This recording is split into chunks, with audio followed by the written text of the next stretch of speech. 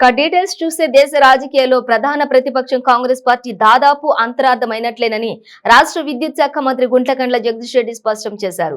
ఆ పార్టీ అధినేత రాహుల్ గాంధీని ఏకంగా పార్లమెంటు నుండి తొలగిస్తే ఆ పార్టీకి సోయి లేకుండా పోయిందని ఆయన ఎద్దేవా చేశారు. అటువంటి కాంగ్రెస్ పార్టీ ప్రస్తుతం జీవోత్సవంలో మారిందనడానికి ఇంతకంటే పెద్ద నిదర్శనం అక్కర్లేదన్నారు. రాష్ట్ర వ్యాప్తంగా బీఆర్ఎస్ పార్టీ నిర్వహిస్తున్న ఆత్మీయ సమ్మేళనాలలో భాగంగా నాగార్జున సాగర్ నియోజకవర్గ పరిధిలోని గుర్రంపోడు మండల కేంద్రంతో పాటు దేవరకొండ నియోజకవర్గం పరిధిలోని పిఏపల్లి మండలం అంగడిపేటలో నిర్వహించిన ఆత్మీయ సమ్మేళనాలకు ఆయన ముఖ్య అతిథిగా హాజరయ్యారు. గుర్రంపోడులో జరిగిన సమ్మేళనానికి స్థానిక శాసనసభ్యులు నోముల భగత్, పిఏపల్లి మండలం అంగడిపేటలో జరిగిన కార్యక్రమంలో స్థానిక శాసనసభ్యులు జిల్లా బీఆర్ఎస్ పార్టీ అధ్యక్షులు నెనావత్ రవీంద్రనాయక్ అధ్యక్షత వహించారు. ఈ సందర్భంగా జరిగిన సభలలో మంత్రి జగదీష్ రెడ్డి మాట్లాడుతూ మోడీ దుర్మార్గాలను నిలువరించేందుకే బీఆర్ఎస్ గా రూపాంతరం చెందిందన్నారు. యావత్ భారతదేశం ముఖ్యమంత్రి కేసీఆర్ కోసం నిరీక్షిస్తుందన్నారు. మహారాష్ట్రతో సహా యావత్ భారతదేశంలోని రైతాంగం, రైతు సంఘాల ప్రతినిధులు బీఆర్ఎస్ లో చేరేందుకు బారులు తీరుతున్నారన్నారు. ఇప్పటికే మోడీకి వ్యతిరేకంగా మహారాష్ట్రలో విప్లవం రైతు మొదలైందని, అది మధ్యప్రదేశ్ మీదుగా ఉత్తరప్రదేశ్ కు చేరుకుని అక్కడ తిరుగుబాటుకు శంఖారావం పూర్తిస్తుందన్నారు.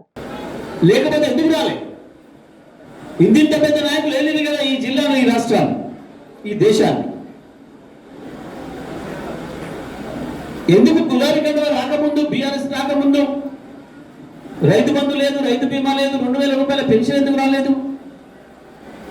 ఏం మారిందని వచ్చినాయి? అవాల ఒక ఎమ్మెల్యే ఉన్నాడు, అవాల ఒక మంత్రి ఉన్నాడు, అవాల ముఖ్యమంత్రి ఉన్నాడు. ఇప్పటికి 15 సార్లు 15 మంది ముఖ్యమంత్రులు అయిండు. ఎందుకు రాలేదు? మారింది ఏంటిది? అయ్యాల 300 జెండా ఉంది, అది పోయింది. మా గులాబీ జెండా వచ్చింది. నీ ముఖ్యమంత్రి జాగాలో నా కేసీఆర్ వచ్చిండు, అందుకే వచ్చినాయి ఇవాళ. అందుకే ఇవి మా గులాబీ జెండావే, మా కేసీఆర్వే అనే మాట చెప్పి తీరాలి మన ప్రజలకు.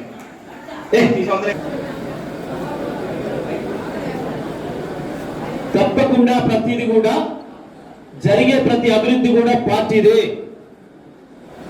ఎందుకంటే ఈ దేశాన్ని నడిపేది పార్టీలు, ఈ రాష్ట్రాన్ని నడిపేది పార్టీలు. పార్టీ జెండాను చూసి, పార్టీ గుర్తును చూసి ప్రజలు ఓట్లు వేస్తారు. మనం ఓట్లకు పోయే ముందే ప్రజలకు రాసిస్తాం, ఇగో మా పార్టీని గెలిపిస్తే ఇది చేస్తాం. 2014లో చెప్పినాం, ఇవాళ మీకు 200 పెన్షన్ వస్తుంది, మా పార్టీని గెలిపియండి, కారు గుర్తుకు ఓటేయండి, తప్పకుండా 1000 రూపాయల పెన్షన్ ఇస్తామని చెప్పినాం. వికలాంగులకు 500 వస్తుంది, మాకు గెలిపియండి, 1500 వస్తుందని చెప్పినాం. వాళ్ళు గులాబీ జెండా నమ్మిండ్రు, కారు గుర్తుకు ఓటేసారు కాబట్టి అవి వచ్చినాయి.